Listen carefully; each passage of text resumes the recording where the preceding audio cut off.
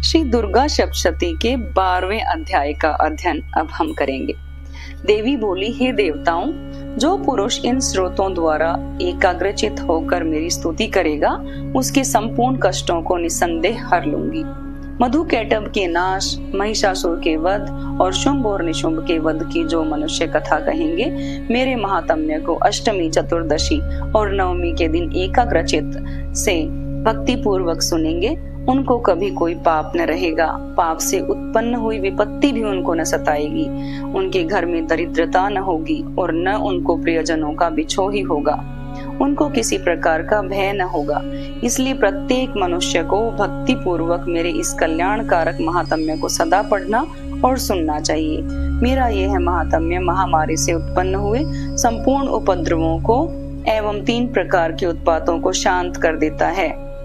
जिस घर व मंदिर में या जिस स्थान पर मेरा ये श्रोत विधि पूर्वक पढ़ा जाता है, उस स्थान का मैं कभी भी त्याग नहीं करती और वहां सदा ही मेरा निवास रहता है। बलिदान, पूजा, होम और महोत्सवों में मेरा ये चरित्र उच्चारण करना और सुनना चाहिए। ऐसा हवन या पूजन मनुष्य चाहे जानकर या बिना जाने करे, मैं उसे तुरंत ग्रहण कर लेती हूँ। और शरद काल में प्रत्येक वर्ष जो महापूजा की जाती है, उनमें मनुष्य भक्ति पूर्वक मेरा ये महात्म्य सुनकर सब विपत्तियों से छूट जाता है और धन, धान्य और पुत्र आदि से संपन्न हो जाता है। और मेरे इस महात्म्य व कथाओं इत्यादि को सुनकर मनुष्य युद्ध में निर्भय हो जाता है और महात्म्य के श्रवण करने वालों के शत्रु नष्ट हो जाते हैं और कल्याण की प्राप्ति होती है और उनका कुल आनंदित हो जाता है। सब कष्ट शांत हो जाते हैं और भयंकर स्वप्न दिखाई देना और घरेलू दुख इत्यादि सब मिट जाते हैं। बाल ग्रहों में ग्रसित बालकों के लिए यह मेरा महात्म्य परम शांति का देने वाला है। मनुष्यों में फूट पड़ने पर यह भली भांति मित्रता करवाने वाला है। मेरा यह महात्म्य मनुष्यों को मेरी जैसी सामर्थ्य की प्राप्ति करवाने वाला है।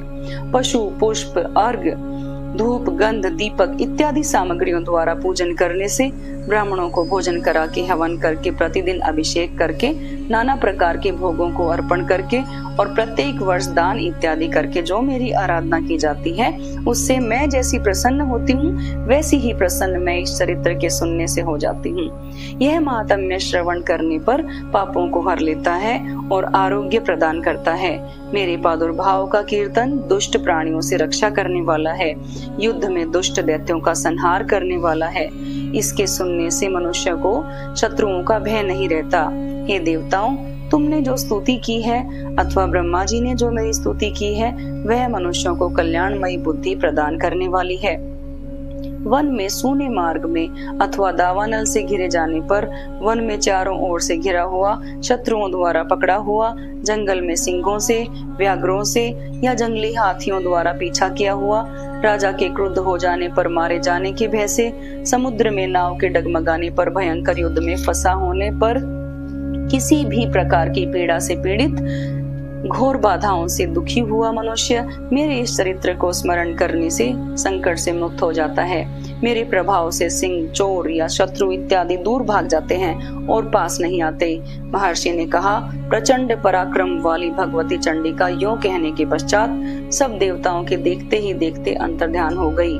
संपूर्ण देवता अपने शत्रुओं के मारे जाने पर पहले की तरह यज्ञ भाग का उपभोग करने लगे और उनको अपने अधिकार फिर से प्राप्त हो गए और युद्ध में देवताओं के शत्रुओं शुंभ व निशुंभ के देवी के हाथों मारे जाने पर बाकी बचे हुए राक्षस पाताल को चले गए।